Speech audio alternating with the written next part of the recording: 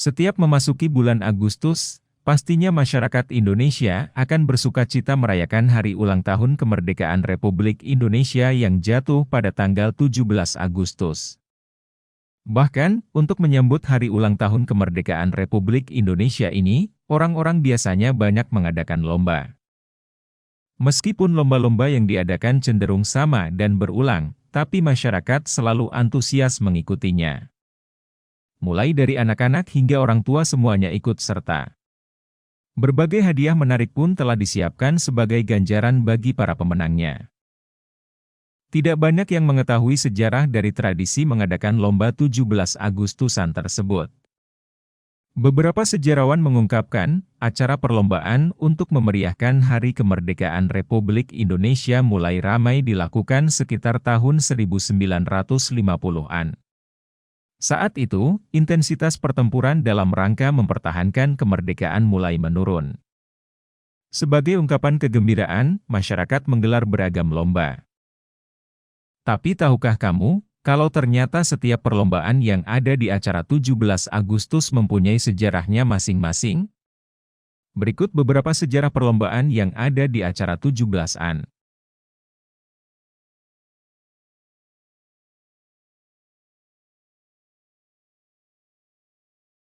Tarik tambang jadi salah satu perlombaan yang wajib dilombakan saat momen 17 Agustusan. Kurang afdol rasanya jika tanpa kehadiran permainan tarik-menarik itu.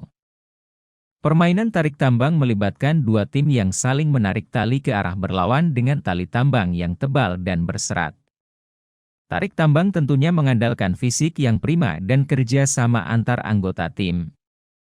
Namun, ternyata ada sejarah di balik permainan ikonik ini. Adu tarik tambang ini punya kisah yang cukup suram saat zaman penjajahan Belanda.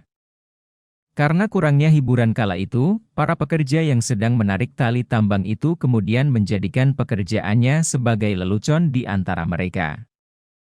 Karena itulah, setelah merdeka pun tarik tambang jadi salah satu permainan yang selalu ada saat lomba 17 Agustusan.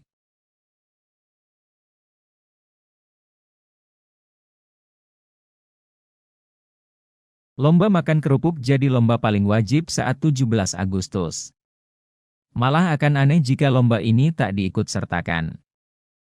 Cara kerja perlombaan ini umumnya kerupuk bakal diikat dengan tali rafia pada sebuah tongkat kayu. Sebelumnya, tali akan disesuaikan dengan tinggi badan peserta agar mereka tidak kesulitan saat menggigitnya. Setelah itu, kerupuk yang sudah diikat itu akan digoyangkan oleh panitia dan peserta dilarang menggunakan tangan, hanya diizinkan menggunakan mulut untuk menggigit kerupuk. Siapa yang habis duluan, maka dialah pemenangnya. Namun, tahukah kamu bahwa perlombaan makan kerupuk telah ada sejak Indonesia merdeka? Kepopuleran kerupuk tak sampai di sana. Setelah 5 tahun Indonesia merdeka, tepatnya pada 1950-an, mulai muncul berbagai lomba untuk memperingati Hari Kemerdekaan Indonesia tiap 17 Agustus. Salah satunya adalah lomba makan kerupuk.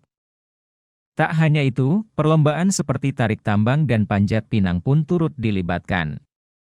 Perlombaan itu diadakan sebagai bentuk hiburan rakyat setelah masa penjajahan berakhir. Hal itu didukung dengan kondisi politik dan keamanan negara yang sudah mulai mereda. Jadi, selain untuk hiburan semata, lomba makan kerupuk saat 17 Agustus sebagai ajang untuk mengingatkan kembali bahwa kondisi perang di Indonesia sangat menyulitkan rakyat Indonesia.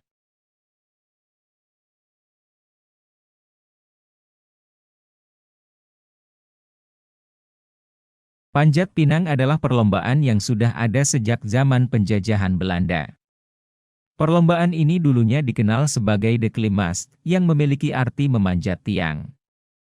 Pada masa itu panjat pinang biasa diadakan setiap 31 Agustus untuk merayakan hari ulang tahun Ratu Belanda, Wilhelmina. Tidak hanya itu, masyarakat Belanda juga mengadakan lomba ini saat mereka memiliki acara penting seperti pernikahan, hajatan, dan lain-lain. Dulu para penjajah memasang batang pohon pinang yang telah dilumuri minyak atau oli di sebuah tanah lapang. Bedanya pada masa itu, hadiah yang diperebutkan adalah bahan pokok seperti beras, roti, gula, tepung, dan pakaian.